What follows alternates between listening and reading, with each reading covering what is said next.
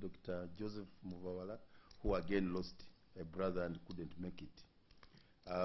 We have Mr. Musana, our manager advocacy, Charles. We have Madam Judith Mutabazi, manager population program. We have Mr. John Ampire, senior planner population, and Mr. Katumba, whom you have just promoted to a senior pastor. We want to appreciate the UNFPA who has been busy with us all through. Madam Christine Blockers, the country rep, who is here with Madam Florence Tagola, population specialist, and Elizabeth, who is the technical officer, plus 2 of the other people. As I said, my minister was coming. I want, on behalf of NPA Thank board, you, Minister. You have arrived on time. We are scheduled to commence at 11, and we have been very polite to you. We started by introducing ourselves so that the lift can work faster to convey you on time. We are at the introductions, and your team has already introduced themselves. The team here now will introduce themselves, and then the minister will introduce himself when he's speaking, when he's making his remarks. Thank you, Your Excellency. My name is Christine Blockus. I am the country representative for UNFPA in Uganda. Thank you. Welcome. Your Excellency, I'm Florence Mpabulonji Tagola. I work as a program specialist for data and population dynamics at UNFPA. Thank you. Welcome. Good morning, Your Excellency. My name is Elisabeth Thorsdottir. I work as a program analyst on population and development with UNFPA Uganda. Thank you. Welcome. Your Excellency, my name is Josephine Omnidejane, and I am the program specialist for resource mobilization and communication. Thank you. Thank you. Thank you, Excellency. I'm called Helen Arinitwe. I work with the National Planning Authority as a planner, population program coordination. Thank you. Good morning, everyone. I'm Winfred Achan. I work as a graduate volunteer at National Planning Authority. Thank you. Honourable Minister, the floor is yours. Item number 2. Your Excellency, let me begin by most sincerely apologize for coming in late. I had a medical issue at home, so I actually ran out of the MRI at Nakasero Hospital to come here for national duty. So it was an emergency. I was handling my Your High Excellency, the Vice President. Your Excellency, we spent the whole of yesterday on population issues, and we said all that we could have said. Today is your day to address the country. But permit me just to mention that the World Population Day was designated by the UNDP in 1989 to be celebrated each year on July 11th. The day was inspired by the interest that was generated when the total world population was projected to have reached 5 billion on July 11th, 1987. The day is commemorated to raise awareness, so we are largely on awareness raising of population and development issues, because population is the most important resource that a country could ever have. Therefore, this same population is responsible for all our resources. That's why this Population Day is being celebrated globally and in various jurisdictions. Uganda, being a member of the UN, has been commemorating this day since 1989 annually to the global and national agenda. We had a very big celebration last year It happened to have been in Kayunga. His Excellency the President presided over it and hosted, I believe, about over 100,000 people. His audience was so big, and we really enjoyed the day, and it was very impactful. This year was a year for Kigezi, and our teams have been in Kigezi doing all sorts of activities related to the population to commemorate this day in health facilities, in schools, and in various places, sensitizing people. We are happy that this event this year is being celebrated virtually, when everybody is tuned on their television sets and radios to listen to His Excellency the President, whom you are representing at this event. Without any further ado, allow me, Excellency, to invite you to address the nation. UNFPA. Oh, sorry. My apologies. I have to invite first the UNFPA country representative to address the nation before Her Excellency addresses the nation. Thank you. Thank you. Thank you, Your Excellency, Vice President of Uganda, Jessica Lupo, Minister of Finance, Planning and Economic Development, Honourable Amos Lugolobi, Representative of the Chair of the National Planning Authority, Honourable Stephen Mukitale, all protocols observed. Ladies and gentlemen, every year when we come together to mark World Population Day, it serves as a powerful reminder that people are the greatest resource. Population issues are first and foremost people issues. They are the stories of our families, the potential of our youth, and the health of our communities. When we talk about population, we aren't talking about abstract numbers or national statistics. We are talking about the reality of life in Uganda today and the vision that we hold for tomorrow. Right now, Uganda is in the middle of a truly fascinating demographic moment. We have a very youthful population. Nearly 3/4 of the citizens are under the age of 30. This is a moment that comes along only once in a nation's history. It's a rare window of opportunity. It can be a very significant engine of growth that propels the country forward, but only if we treat it with the seriousness that it deserves. I want to take a moment to recognize the government of Uganda for the concrete progress we have seen along this journey. We are celebrating real and measurable results. We have seen maternal mortality drop significantly by 44% in less than a decade. It is far, far safer to be a woman giving birth in Uganda today. We see mothers attending antenatal care and more families choosing to deliver their babies in health facilities where they have access to skilled professionals. These are not just numbers on a page, they are lives saved. And they are a testament to what dedicated policy and strategic budgeting and planning can achieve. However, as we commemorate World Population Day, we must also be honest about where we stand. Population is often the missing piece of the conversation on sustainable development.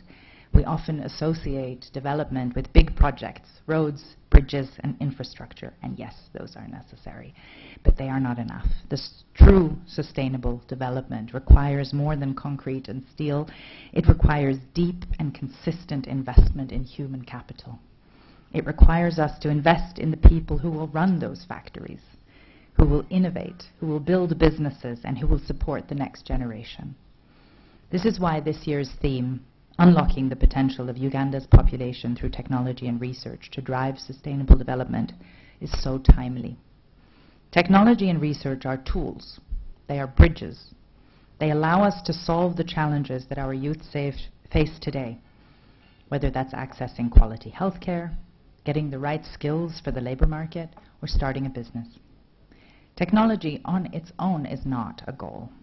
The end goal is a healthy, educated, and skilled population that can take these tools and use them to catapult this nation into a new era of prosperity. We cannot afford to leave anyone behind. When a girl drops out of school because of a teenage pregnancy, or when a young man loses hope because he cannot find work, that is not just a personal loss for those individuals, it is a loss for the entire nation. We lose the talent, the innovation, and the energy that they could have contributed to a collective future. To build a prosperous country, we need everyone. UNFPA is very proud to be a steadfast partner to the government of Uganda. We have walked this path with you for decades, and we remain fully committed to supporting the national vision. We are here to help ensure that population dynamics are not an afterthought, but the very foundation of our policies, from the parish level up to the national strategy. We are committed to continuing this partnership, ensuring that every pregnancy is wanted, every childbirth is safe, and every young person's potential is fulfilled. And I would like to address the youth of Uganda. You are the architects of the future. You have the resilience, the creativity, and the drive to redefine what is possible. Do not wait for the future to happen to you. Continue to actively create it. Keep asking the hard questions, keep innovating, and keep pushing for the opportunities that you deserve. We are listening, we are investing, and we are working to ensure that the systems around you are strong enough to support your ambitions. Let us leave today with a renewed sense of purpose. Let us link our investments in technology, research, and infrastructure with a relentless focus on our most valuable asset, our people. If we get this right, if we prioritize health, education, and jobs, we won't just see growth. We will see a transformation that changes lives for generations to come. Thank you very much. Once again, may I request you to give her a big round of applause.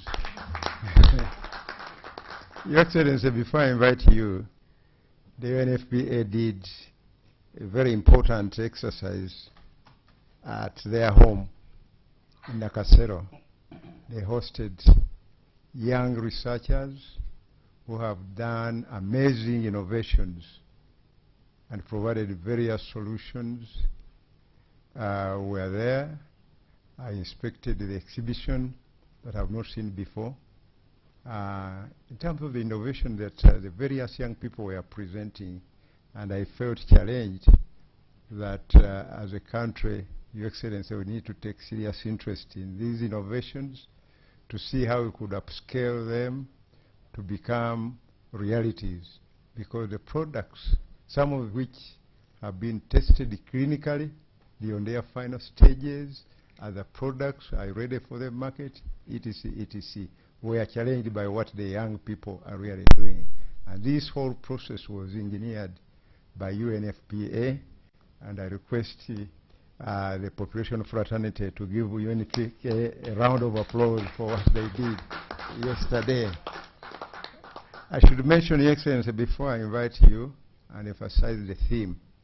The theme is about unlocking the potential of our population, leveraging technology and research. And this technology and research capabilities was what was demonstrated yesterday. It's a very interesting theme.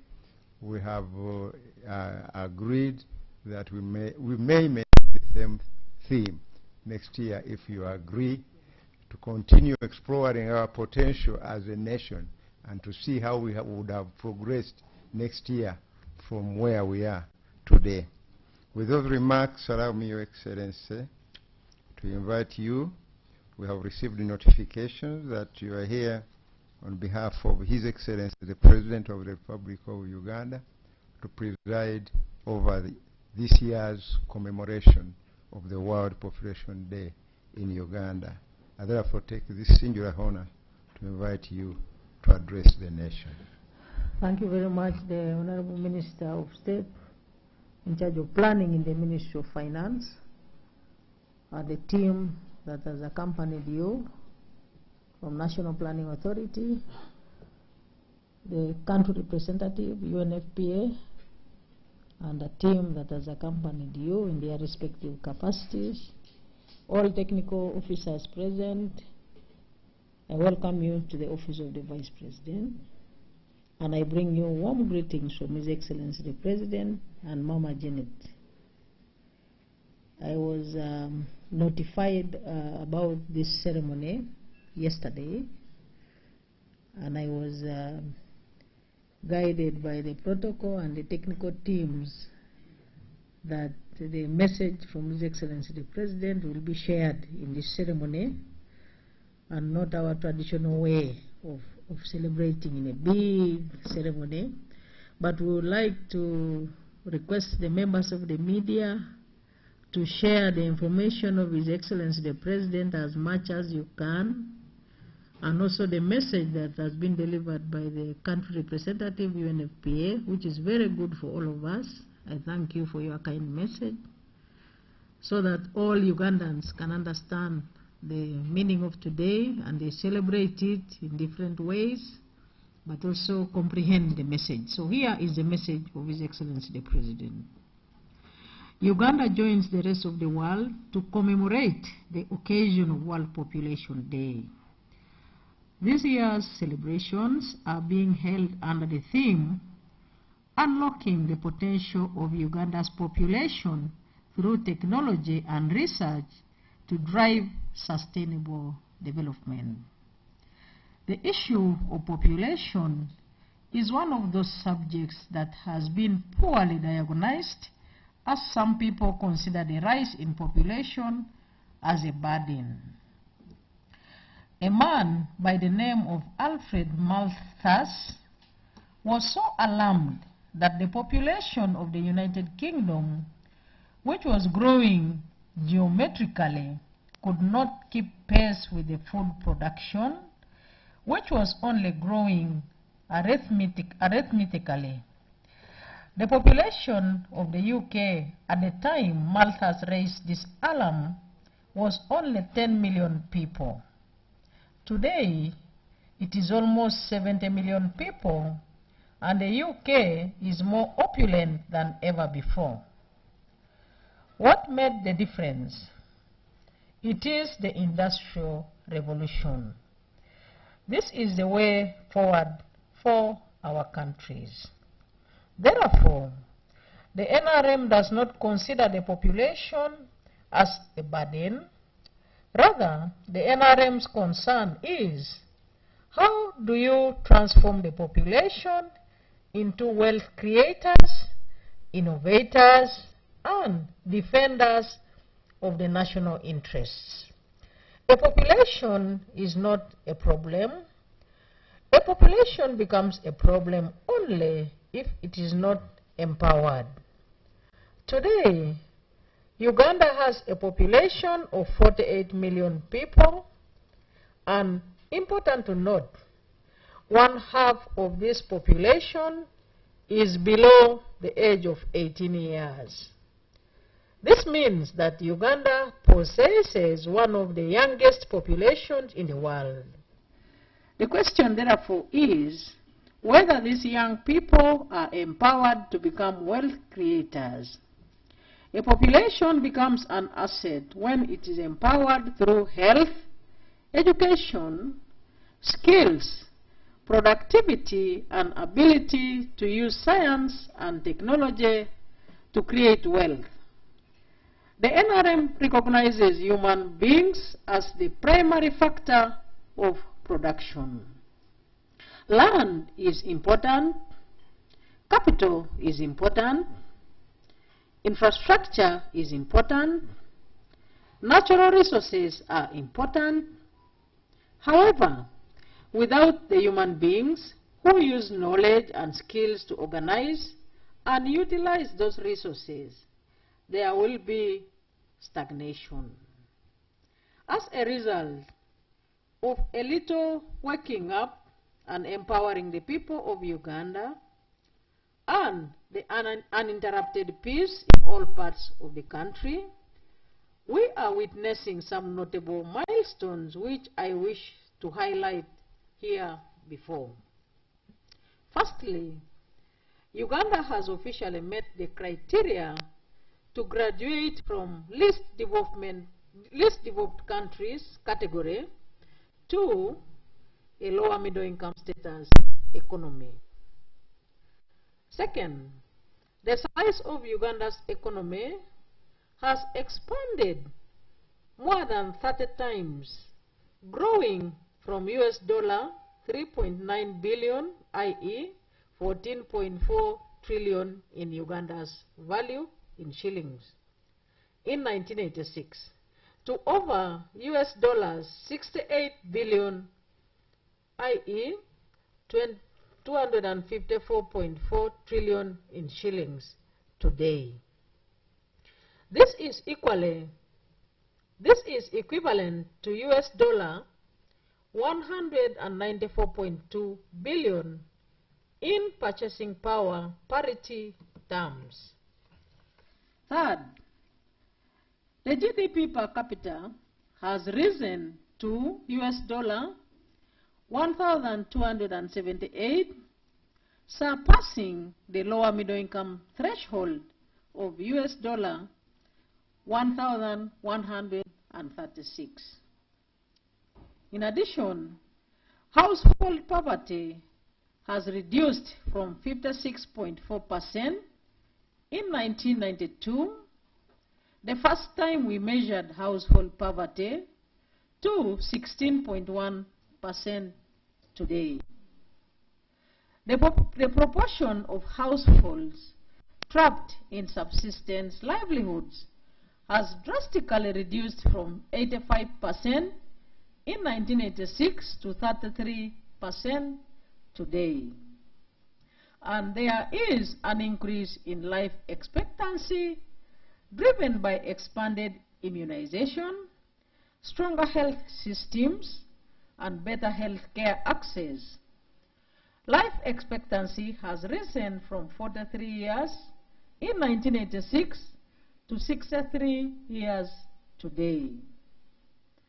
Electricity access has increased. For instance, in 1986, electricity access was virtually non-existent for the vast majority of Ugandans. The NRM has since expanded access to 60%, pushing our installed generation capacity to 2,098 megawatts. However, this is not enough. Later in this speech, I will detail the planned interventions in the energy sector. The paved national road network has expanded more than threefold from an estimated 1,900 kilometers in 1986 to over 6,248 kilometers today. Uganda's economy has broken free from traditional reliance on the 3 C's, i.e. coffee, cotton, copper, and the 3 T's, i.e. tea, tobacco, tourism.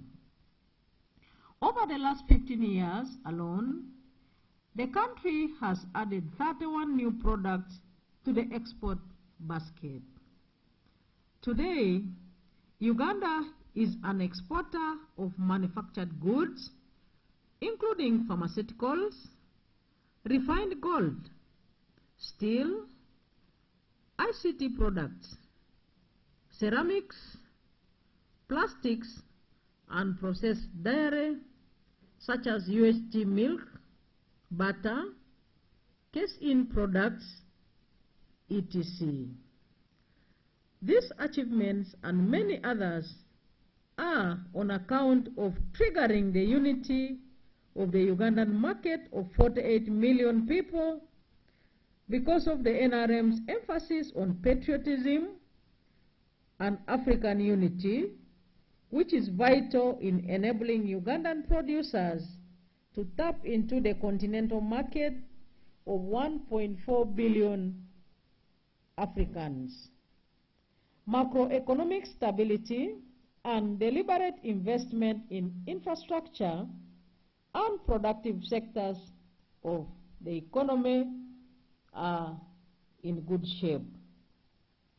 In addition, through the Wealth and Job Creation Campaign, The government continues to mobilize the remaining 33% of the Ugandan households to join the modernity of the money economy by producing either a good or a service in the four sectors of commercial, agriculture, services, industry, and ICT. In order to fetch more value from our wide range of products, the government has put a stop to the export of raw materials. All our products, i.e. coffee, maize, cocoa, iron ore, milk, maize, etc., must be processed in Uganda. This has the effect of opening opportunities for greater employment for our youthful population and boosting government revenues. The government will continue to invest in the people of Uganda in order to unlock the full potential of Uganda's population and build a modern, prosperous, and self-reliant nation. I wish all Ugandans a successful World Population Day commemorations. I thank you for your kind attention.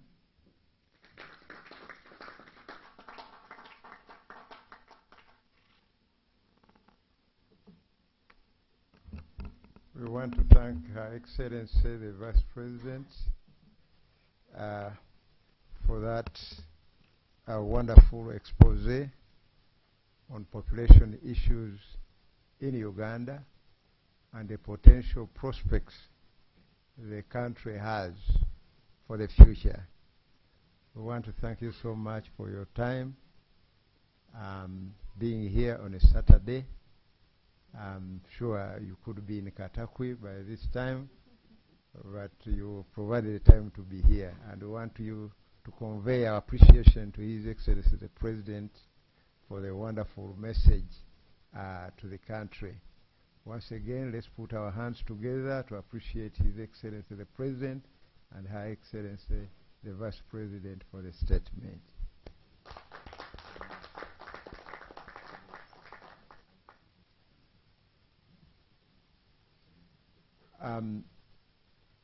After the closure, Your Excellency, the team is requesting that we have a photograph for all of us as we commemorate this day.